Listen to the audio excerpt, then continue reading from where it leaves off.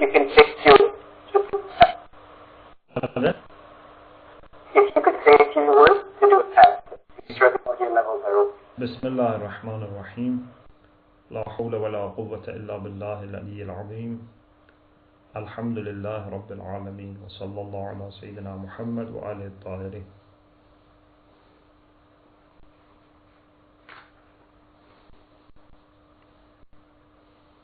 Is it okay?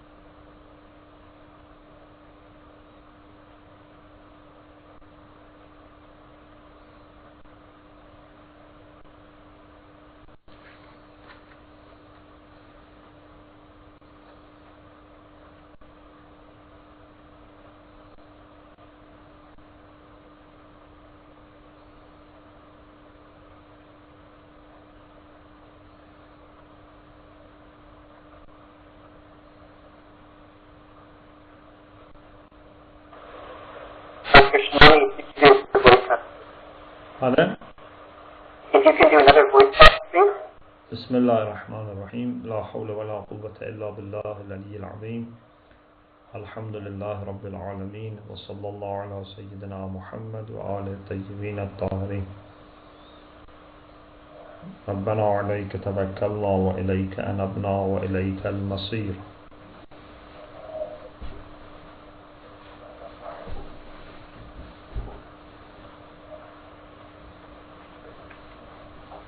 اللهم صل على محمد وآل محمد.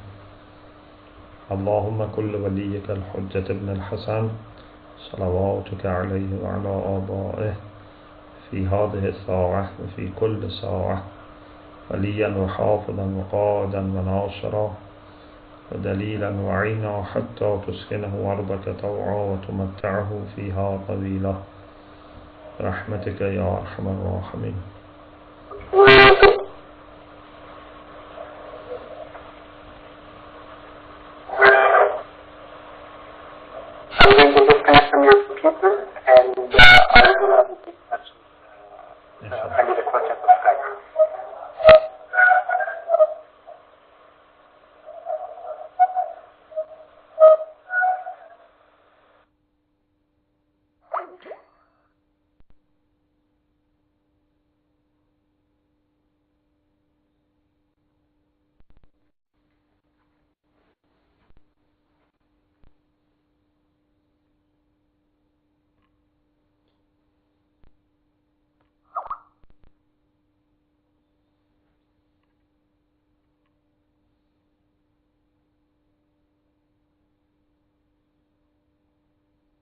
بسم الله الرحمن الرحيم.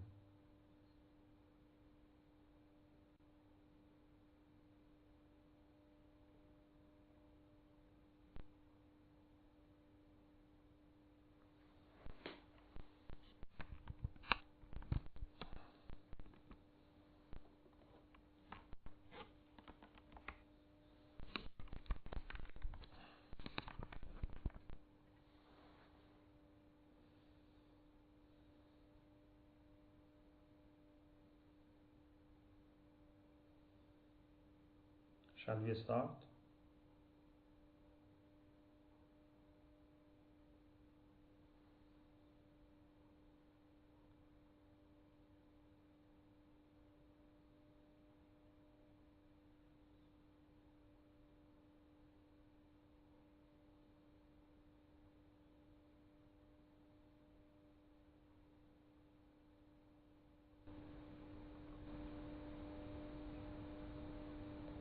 Bismillah ar-Rahman ar-Rahim.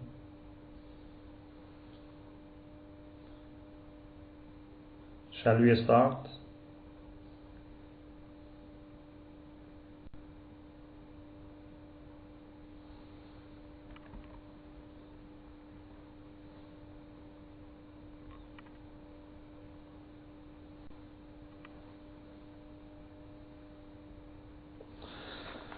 Bismillah ar-Rahman ar-Rahim. La hawla wa la quwwata illa billahi al-ali al-azim. Alhamdulillahi rabbil alameen. Wa sallallahu ala sayyidina wa nabiyyina Abil Qasim al-Mustafa Muhammad wa ala alihi at-tayyibin at-tahirin.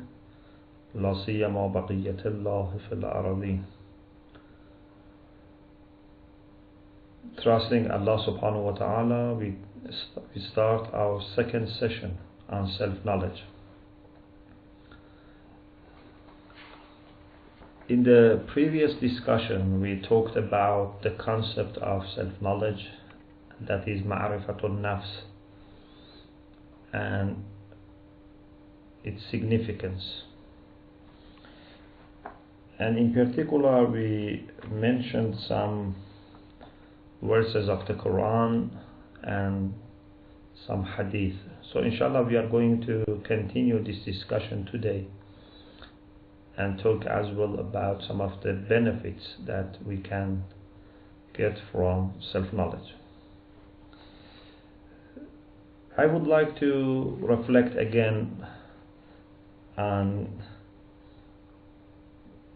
the verse 19 from chapter 59, in which Allah subhanahu wa ta'ala says, أعوذ بالله من الشيطان الرجيم ولا تكونوا كالذين نسوا الله فأنساهم أنفسهم أولئك هم الفاسقون. Do not be like those who forgot God, and then God made them forget themselves. These it is that are the transgressors.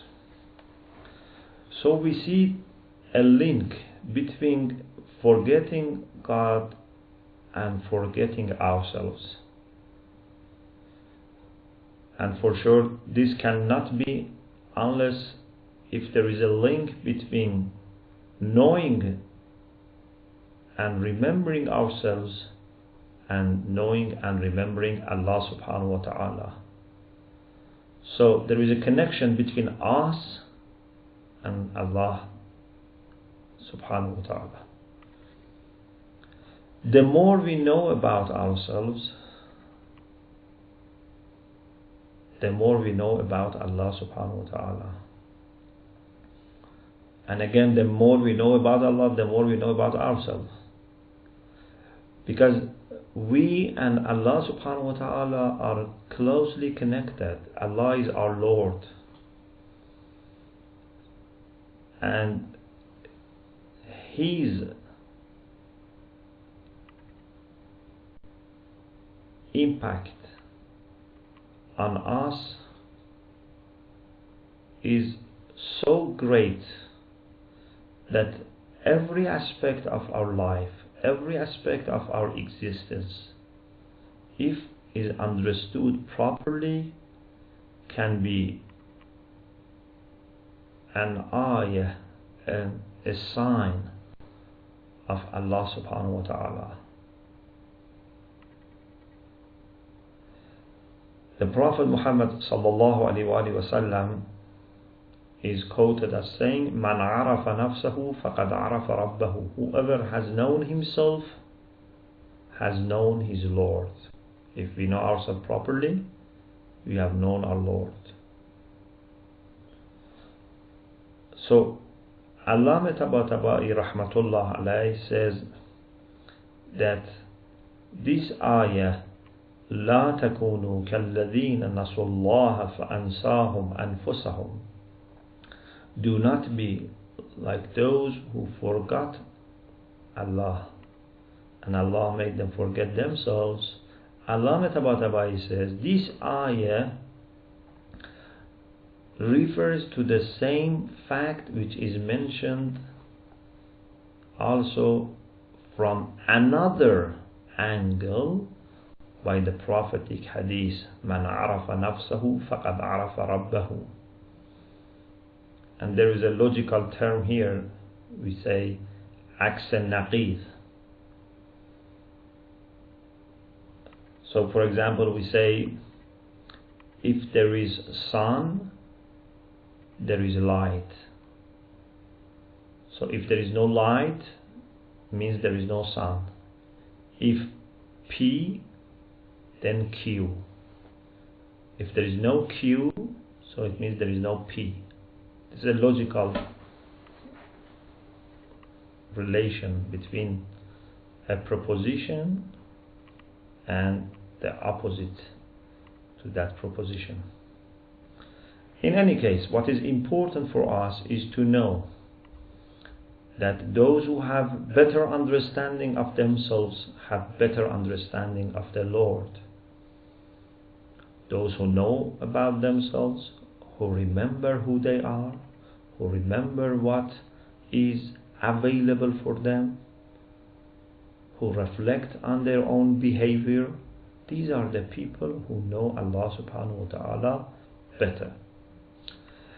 The other verse that we want to reflect on today is verse number 105 of chapter 5.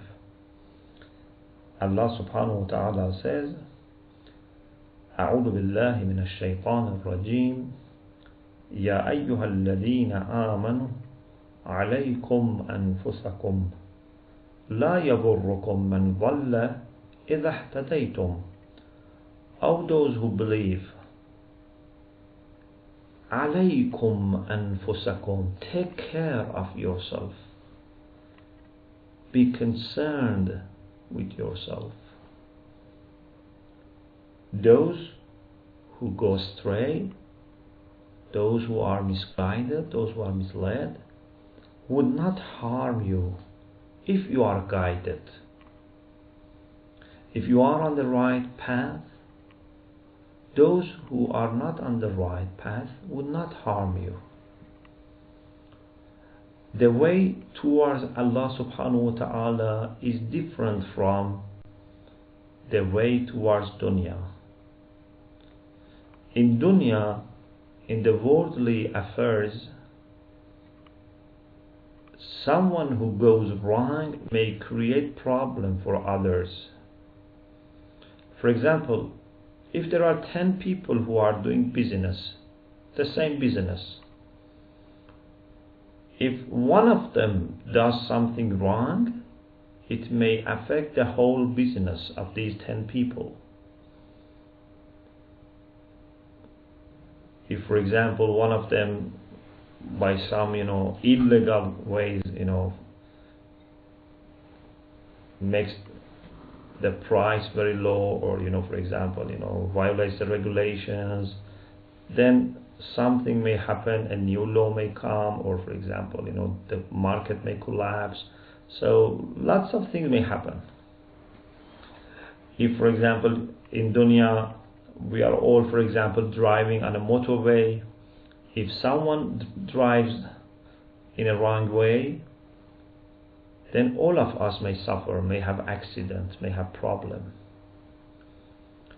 If we are going, for example, as a group for sightseeing, or for example holidays, we are in a plane, if some passengers are not careful about the hygienic events, for example, we all may get poisoned, for example, or the germs may go around in the plane.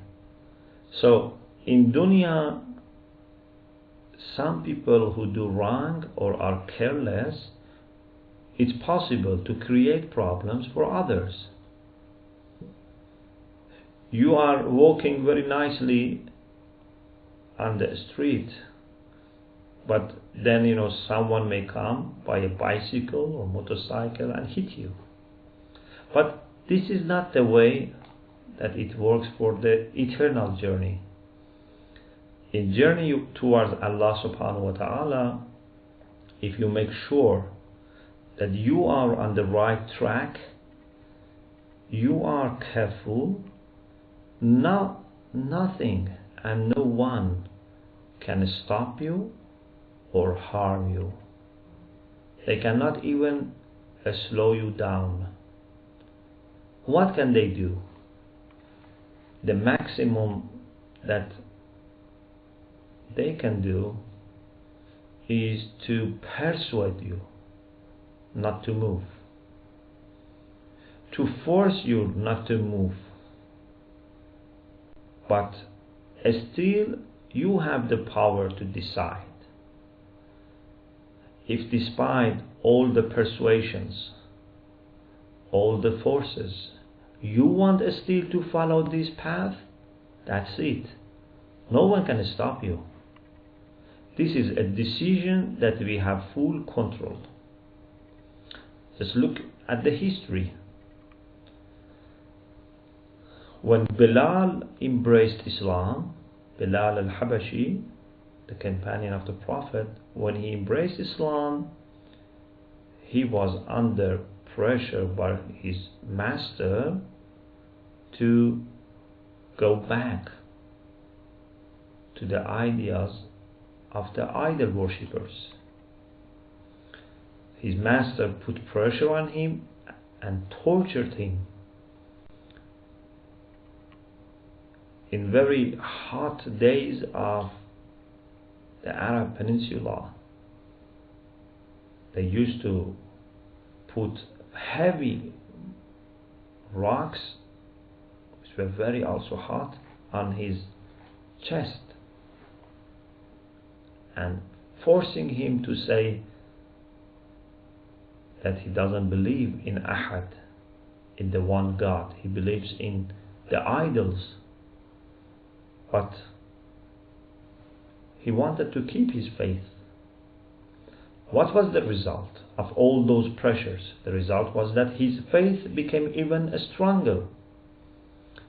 It is true that he suffered, he went into pain, but it didn't stop him to continue his journey towards God. Indeed, these pressures speeded up his journey towards God.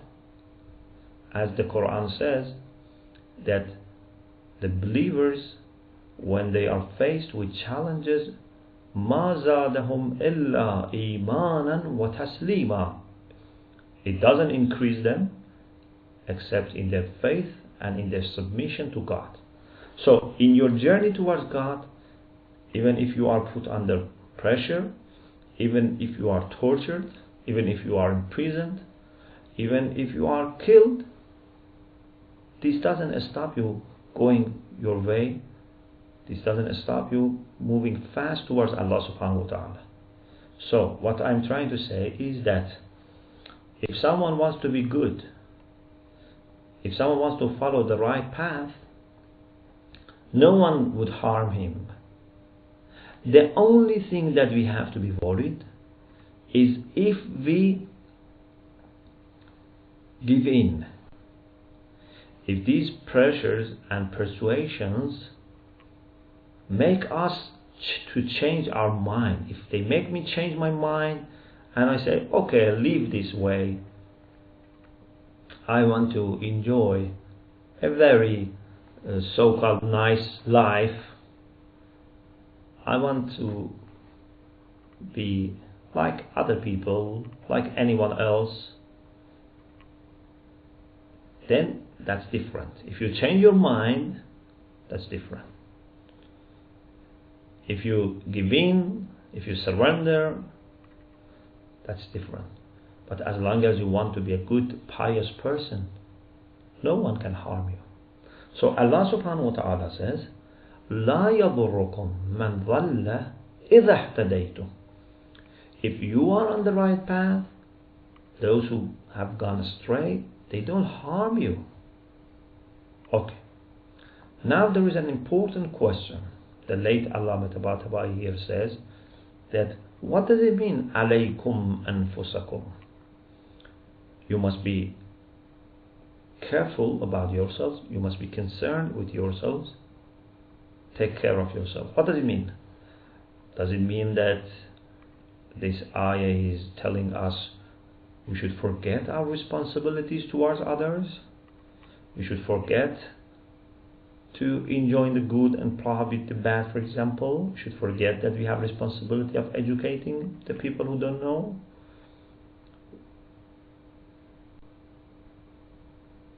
In other words, does this ayah suggest that we don't have any social responsibilities? Anything to do for our community, for humanity? No. For sure, this is not what this ayah says. The ayah says that you must not forget yourself even for a second. You must be concerned with your own progress and development. You must be concerned with your journey towards Allah subhanahu wa ta'ala. You should never let forgetfulness and negligence take away your awareness and consciousness. You must be always alert. Okay, when you are alert and careful, what will you do? You perform your personal duties and you perform your social duties. You pray and fast and go for Hajj. At the same time you give alms. At the same time you try to share your knowledge with other people. At the same time you enjoy the good and prohibit the bad. So you do whatever is needed, but in a spirit of understanding, of awareness, of consciousness. We should not let anything, even a very good work for the community, to make us forget ourselves. Sometimes people may have very good intention at the beginning, and then they start something for the community, for humanity, for tabligh, for Islam, but gradually this takes them away from the intention that they had in the beginning, from understanding that they had in the beginning, and this by itself becomes like an idol. I, for example, do something for tabligh, I do something for education, and then I become so much impressed. I become so much obsessed with what I am doing that I may even forget why I'm doing this. If I'm not forgetting this, then I wouldn't mind if another person can do this job. Indeed, I would be happier if someone else can do the same job even better than me. I would be happier and I would help him. Or for example, I don't let everything occupy my mind and time, and then I hardly have time for my prayer or my relation with Allah subhanahu wa ta'ala. So it's very important that we always do something with awareness and understanding. You may do something very important for the society, for the community. For example, just something very simple. You may be day and night working for the, for example, poor, or for the ill and sick people, or for the uneducated people. You can work day and night and still not gain that much. Why? Because you don't know what you are doing and why you are doing. What is your intention? Are you mindful of Allah subhanahu wa ta'ala or not? So we have to be careful. Even good things can sometimes make us forget our aim and our intention. So the idea is not to neglect your social responsibilities. The idea is not to forget what you have to do for the improvement of the conditions of the life of other people. No, this is not the idea. The idea is that always have proper understanding of yourself, your intention, your purity, your relation with Allah subhanahu wa ta'ala. If you have this, then nothing would harm you. So, this is a very important ayah in the Quran that we have to remember about self-knowledge. Then we want to shift to some of the benefits of self-knowledge. Of course, we have already mentioned some of the benefits, and I am sure that you have yourself many ideas about the benefits of self-knowledge. But it's good always to remember and to review these benefits. Especially, I would like to mention just 2-3 of them. In the book Self-Knowledge you find more, and I'm sure you yourself, if think, come up with very nice ideas. But I will share with you 2-3 of the benefits of self-knowledge that are, I think, the most important ones, or at least amongst the most important ones. One of the benefits of self-knowledge is that when we realize that we have great potentials, then we will never be satisfied easily. You know, if you know that you can become a top, for example, scientist in any field, in, for example, tafsir, in fiqh, in philosophy, in chemistry, in mathematics, if you know that you have this talent for being the top scientist, then you would not be satisfied just by being able to read and write. Of course, it's very important to be able to read and write, but shall I be satisfied if I just can read and write? Or even, for example, if I can just finish high school or get my undergraduate degree? No. You have such a great talent that you can become top scientist. Why you should be satisfied with something less? Or if in your business, for example, you can, for example, have a business internationally successful, why should you be satisfied with a business just in your neighborhood? Even something on a national scale may not satisfy you, because you know that you have the talent, you know that there is ground for that, there are lots of good opportunities, so you would do your best to reach the maximum you can perform. If there is a, for example, a sportsman, for example, someone who is a runner, and he knows that he can, strike a new record. So would he be pleased just to be doing well like any other one? No, he would do his best to have the maximum performance. We human beings, as we said before, have been given by Allah subhanahu wa ta'ala great capacities, and indeed we can say infinite capacity for expansion, for growth, for progress. We have been given the ability to get close to Allah subhanahu wa ta'ala, even closer than angels. We can become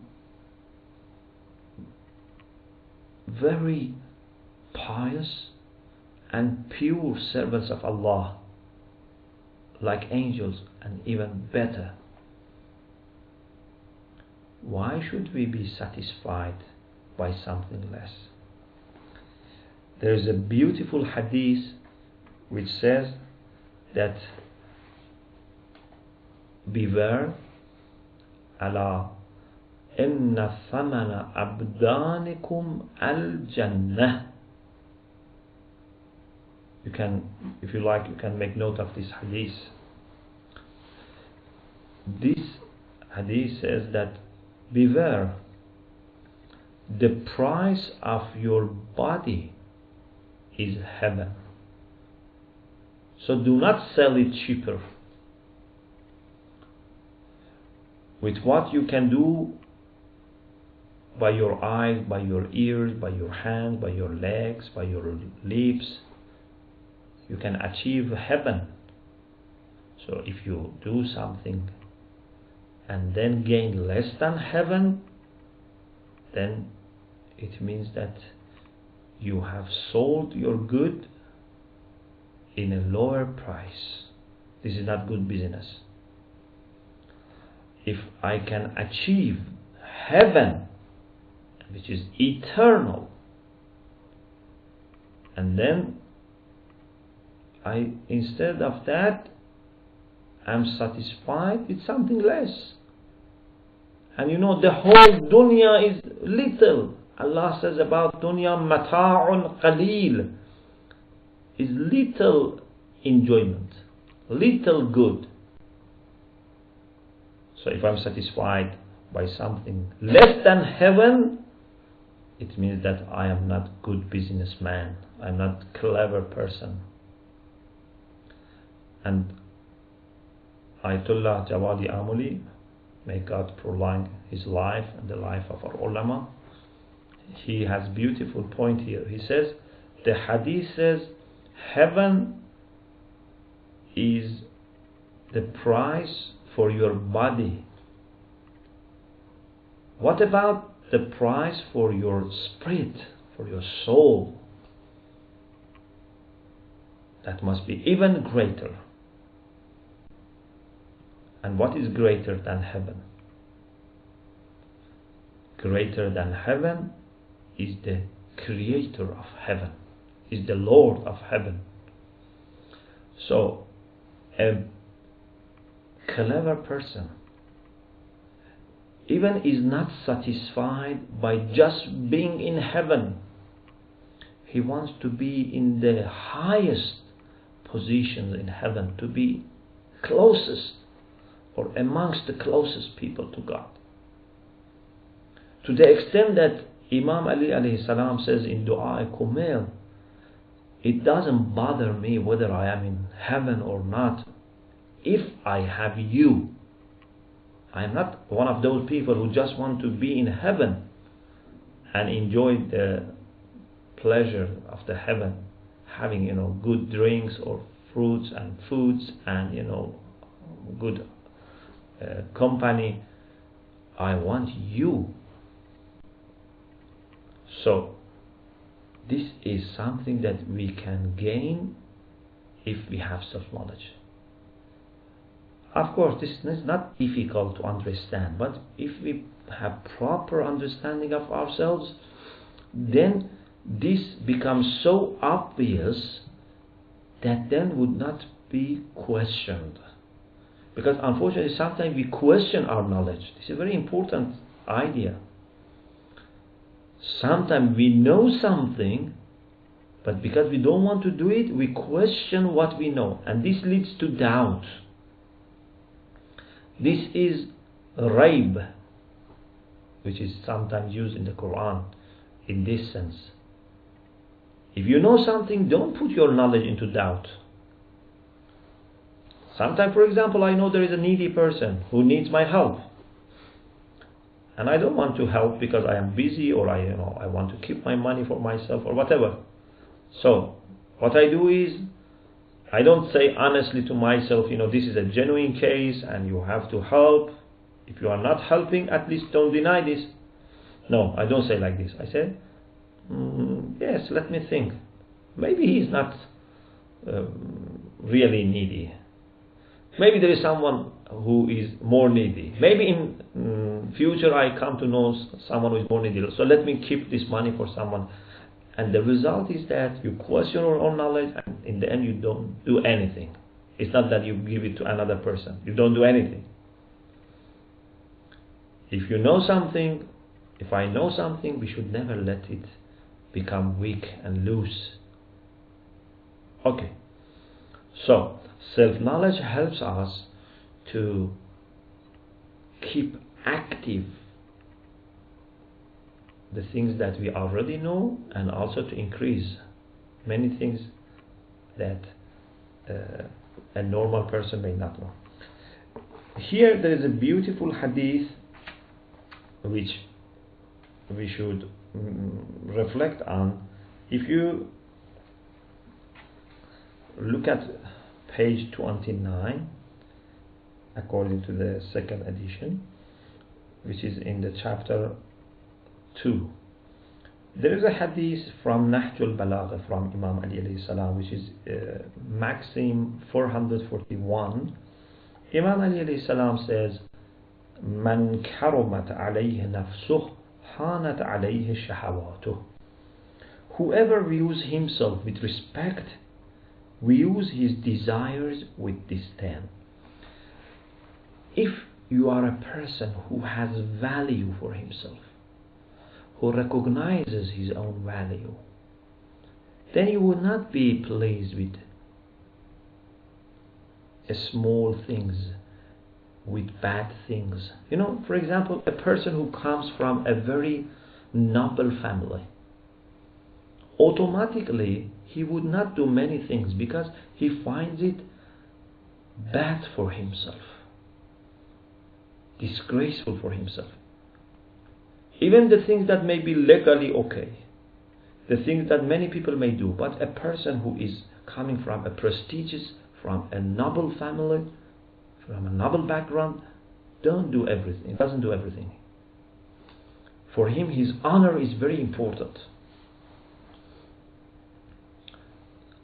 There are many things that, even if the law is silent about them, good people never do them. For example, if tomorrow they say there is no ban on, for example, trade of, for example, drugs, still many people would not do that.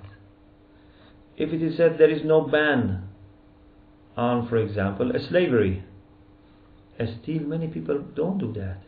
Why? Because these people have value for themselves. These people honor themselves. If you honor your health, would you eat every food? No. You would say, I want my health. This food is poison. This food is useless. This food is junk. I don't eat everything. What about your spiritual food, spiritual health? For sure, those who have such an understanding, such esteem and regard for themselves, they would not do everything. They would be very careful about what they do. So Imam Ali alayhi salam says, such people would find it very easy to resist against bad temptations, against their own lust and lower desires. The other hadith, which is indeed part of what Imam Ali alayhi salam wrote to Imam Hassan, his son, Imam Hassan al-Mujtaba alayhi salam, is this: وَأَكْرِمْ نَفْسَكَ عَنْ كُلِّ الدَّنِيَّةِ. You find it on the page 30. Keep yourself above every low thing. وَأَكْرِمْ نَفْسَكَ عَنْ كُلِّ الدَّنِيَّةِ. Respect yourself, honor yourself, and keep it above everything which is bad. وَإِنْ سَاقَتْكَ إِلَى الرَّغَائِبِ. Even if that lower thing, that bad thing, may somehow bring pleasure to you, you may enjoy doing that in a sense, you may like it, so you have some desire in doing this bad thing, but honor yourself and keep yourself higher.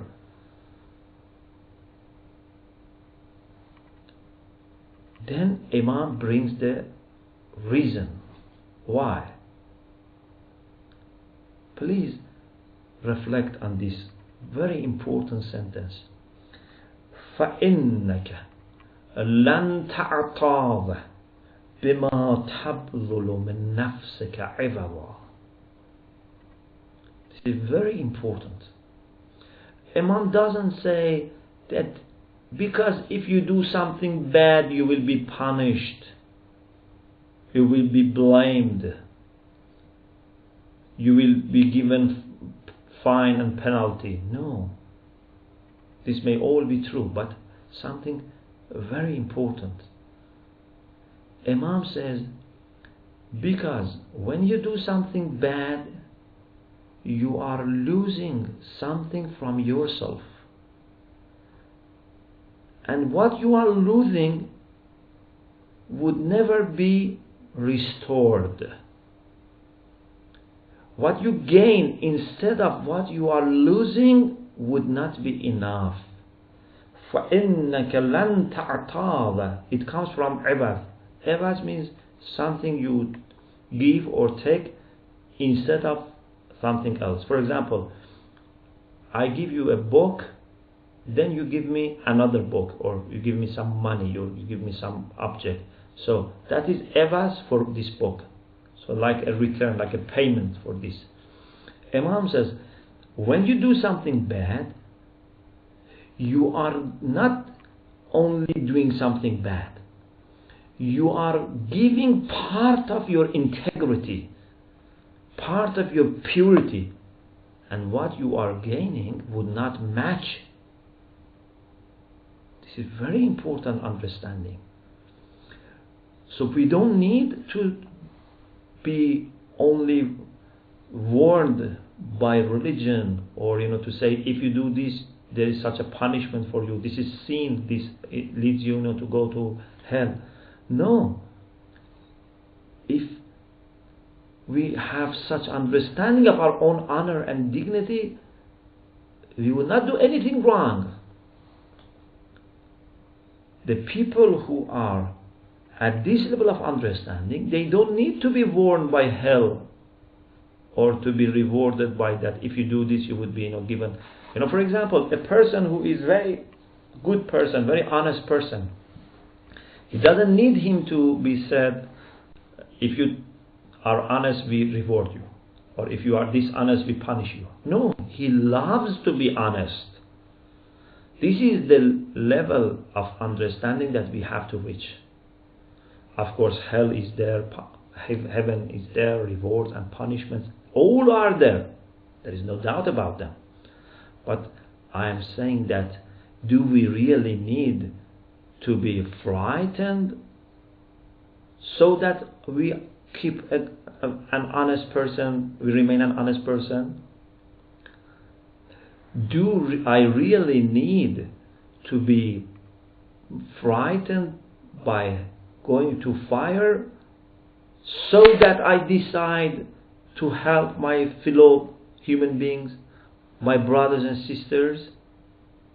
No. A person with honor and integrity doesn't need these things. He finds this his own commitment, his own desires. So, such people never do something wrong, because they don't like to do something wrong. They think that it is like polluting themselves. Let me ask you a question. How many of you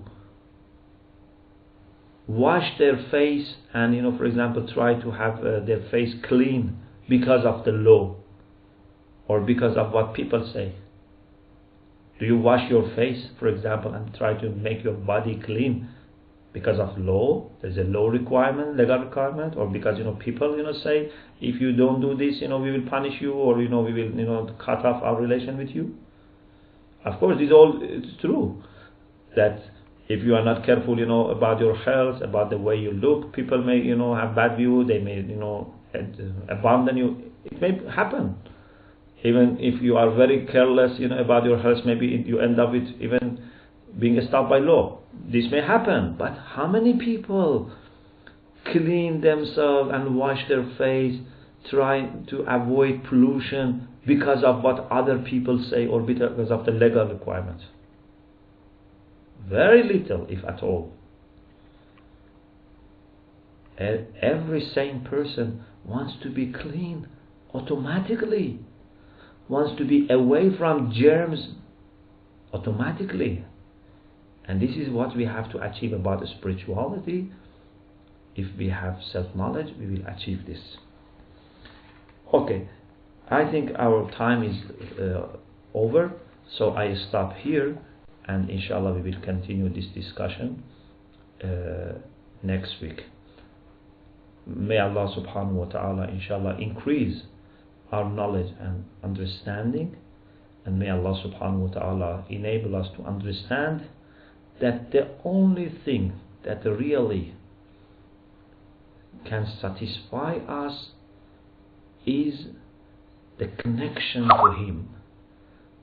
If inshallah we get experience of this connection, then we will never be satisfied with anything else. So please send your questions, and inshallah we will try to answer your questions. Thank you very much. Okay, the first question is that in our Muslim communities conflicts arise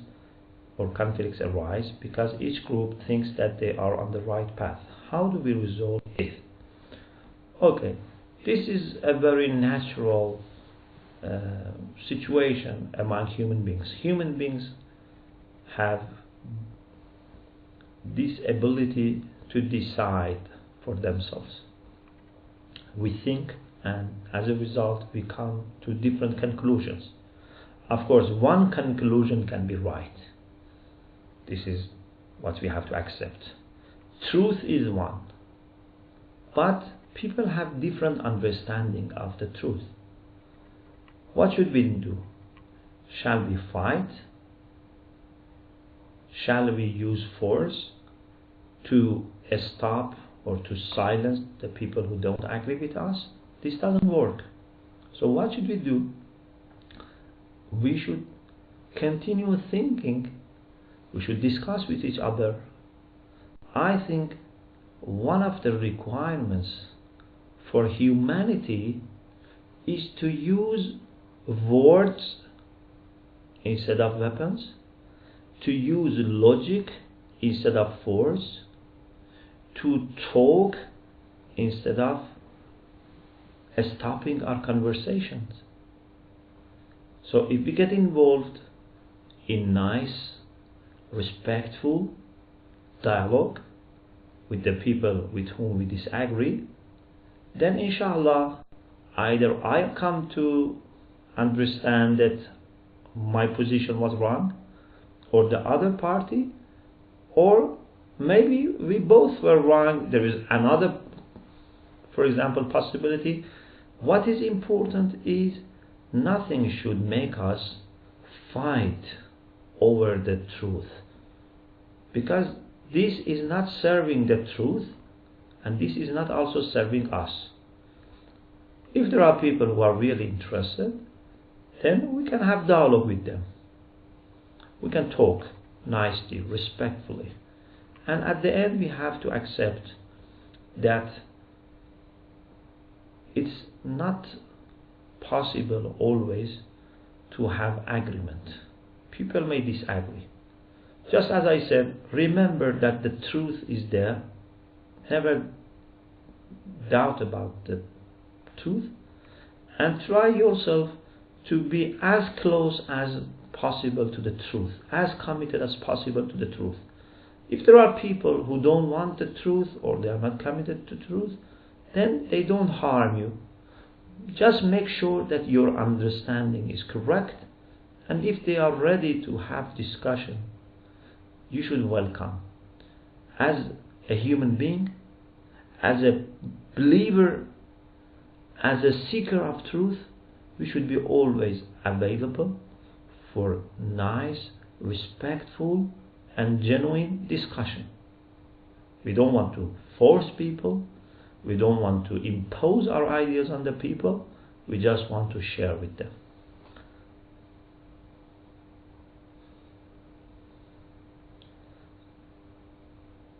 And the second question is, Assalamu alaikum, Sheikh. Alaikum assalam wa rahmatullah. Can you please define noble family? Of course, a noble family is a family which is made of noble people and is formed in a noble way. This is a noble family. So you have a man and woman with children or without children. So those who cannot have children, still is a family. Family is made when there is a union between two human beings. Of course, if they have children, they should thank Allah subhanahu wa ta'ala. If they cannot have children, still they are family. And this family is a blessed union that Allah subhanahu wa ta'ala in His creation has planned for us. We human beings are made in the way that we will never be satisfied, we will never be able to have sukoon, tranquility, without finding our match. So, two noble people, for the sake of purity, integrity, finding their tranquility, they get married with each other, and Allah subhanahu wa ta'ala is witness over this, and this is a noble family. Something which is based on good intention, based on taqwa, and also is an answer to the way that Allah has created us. This is a noble family, and everyone, whether these husband and wife, the families, the in-laws, the friends, the community, everyone should help this noble union to be kept and become stronger and stronger. May Allah subhanahu wa ta'ala bless your family, and inshallah may Allah subhanahu wa ta'ala keep your family safe from anything which is bad and disliked. The third question, how to think of God as He cannot be defined. Yeah, this is a very important question, and of course this needs by itself an independent discussion.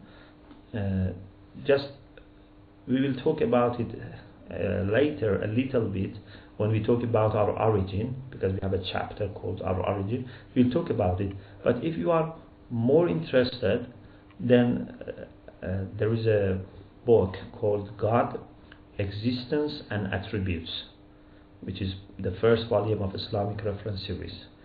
And in this book I have a paper with my wife, Image of God in the Quran. So in this paper we have tried to classify all the qualities and attributes of Allah subhanahu wa ta'ala according to His own word, according to His own message, which is the Quran. And that is a fair understanding of Allah subhanahu wa ta'ala if we refer to His own word. And of course there are other papers in that book by other people that can help you. But inshallah, as I said, we will have a very brief discussion about this in future when we talk about our origin. But something very important is that if you want to have a proper understanding of God, you have yourself to go higher. You know, if you want to understand something, so you have to be at least at a level that you can have some encounter. So it's very difficult to, for example, have proper understanding of what, for example, to be a scientist mean if you yourself are not a scientist or close to be a scientist. We can never be like God, but we should get as close as possible to Him so we can have some understanding of Him. If you want to describe what does it mean to be on the top of, for example, Everest, you cannot do this when you are in the bottom of Everest. You have to go and you have to climb higher and higher. So the people who have gone higher and higher in their understanding, in their spirituality, they are in a better position to understand. And this is why Allah subhanahu wa ta'ala says that Subhanallah amma yasifun illa ibadallah al-mukhlasin. Allah should be glorified, and Allah is greater than any description which is made by people, except those servants of Allah who are mukhlasin, who are the purified ones. Those who are purified, it means that they have detached themselves from anything which is low, they have gone high, so they have better encounter of Allah, they can have better description of Allah subhanahu wa ta'ala. Okay, question 4. As one works on purifying themselves, they come across people who are evil-minded. How does one keep themselves from their level? Of course, first of all, as I said in the previous session, we have to be careful not to be judgmental. So if you are really in the spiritual process, you should be very hesitant and reluctant to say someone is bad. I'm not saying there are not bad people, but I say in the first place we have to be very cautious, because unfortunately sometimes, as soon as we have disagreement with someone, we think that that person is a bad person, that person is evil. And this is not the case. Maybe it's just disagreement. Maybe that person for some reason has not been able to understand or able to practice properly. So first we have to make sure that we don't label people quickly. And secondly, what we need to do is to safeguard our own integrity. As I said, if we can have our own integrity, no one can harm us. So you should have proper understanding of what you are supposed to do. If other people help you, fine. If other people don't help you, fine. If other people even try to stop you and harm you, still fine. This makes it more challenging for you, but again, the reward will be greater. If, for example, people in your family or, I don't know, your colleagues, anyway, there are bad people around you and they don't help you, or even they, want to harm you, if you know what to do, then they will not harm you, and this even leads you to have greater reward. So what is important is we should pray to Allah subhanahu wa ta'ala to give us the wisdom and insight to understand what is needful. The rest would not be stopping us. The 5th question is, if a person is not born into a noble family, let's say is born of an illegitimate relation, then it's not her or her fault. Why should they suffer for something they were not responsible for? Is that justice? Okay. We will have some discussion about the idea of free will, and also to what extent we are free and we are responsible. But very briefly, what I can say here is that, yes, if a person is not born into a noble family, if he's not a legitimate child, okay, this is not his fault. So for sure, Allah will not punish him for this. And for sure, Allah subhanahu wa ta'ala will not tell him that you have no chance for being a good person. What is the case is that this person, because of the bad actions of the parents, or if one party is responsible, for example, a person rapes someone and then that person becomes pregnant, for example. Anyway, if both parties or one party was responsible, anyway, for sure this child is not responsible, and for sure Allah subhanahu wa ta'ala would have His mercy for this child. Allah would not withdraw His mercy from this child, and if this child wants to be a good person, Allah's support is there. It is maybe more difficult for him than a person who is born into a noble family. But again, when there is difficulty and still the person keeps going on the right path, Allah's support would be more. Allah's reward would be more. So the people who are born into a bad family or bad society or bad environment, for any reason, maybe they find it more difficult, but at the end, what is important is that what people do in the setting that is available to them. So Allah subhanahu wa ta'ala would never compare A to B and say to A that you must perform like B.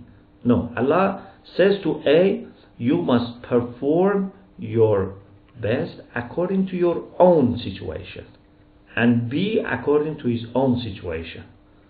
So if someone, for a very simple example, if someone has been given ability to become the first, for example, scientist, and another person has been ability to become just a person who can read and write, then if the person who can be the best scientist just becomes, for example, a graduate, he would not say, oh, I am better than that person. He can just read and write and I can be a graduate from university. Allah says no. That person could reach this level. This was the maximum that he could reach, and he has reached.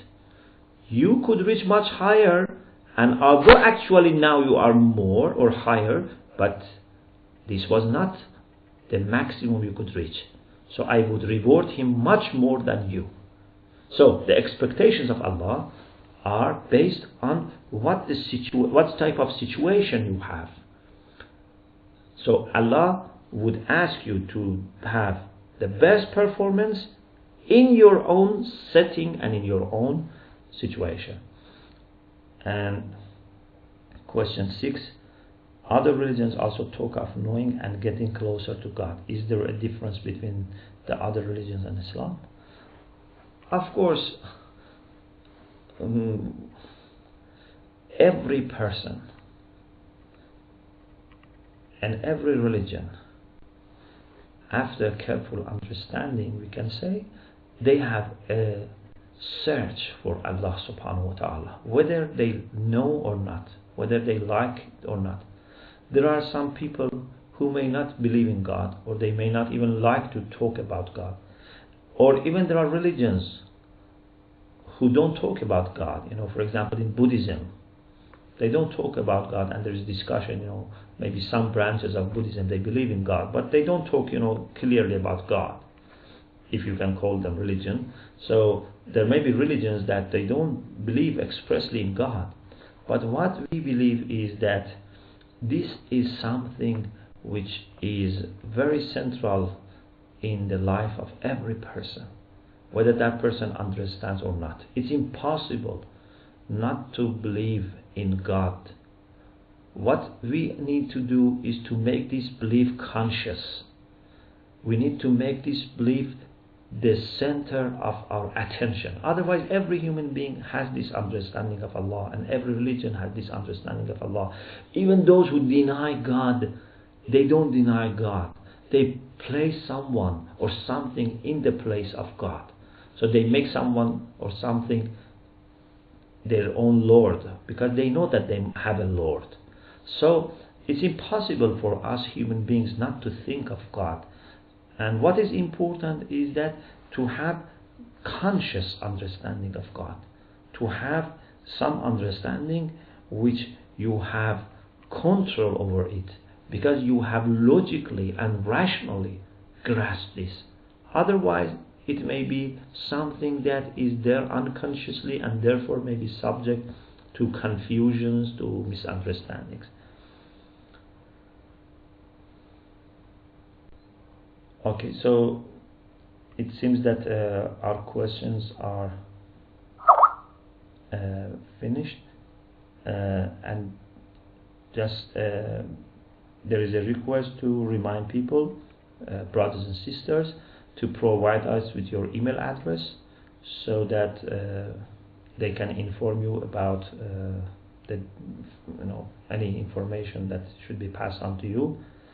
And also, please send your feedback about the technical aspect or about the content. Any feedback would be appreciated. And please also don't forget to remember your brothers and sisters and all human beings in your dua. Especially we should inshallah pray for the people with whom we share this session, the people who watch it live. Inshallah, we should feel that we are connected. There is no distance between the souls if they want to get united. So nothing should keep us separate.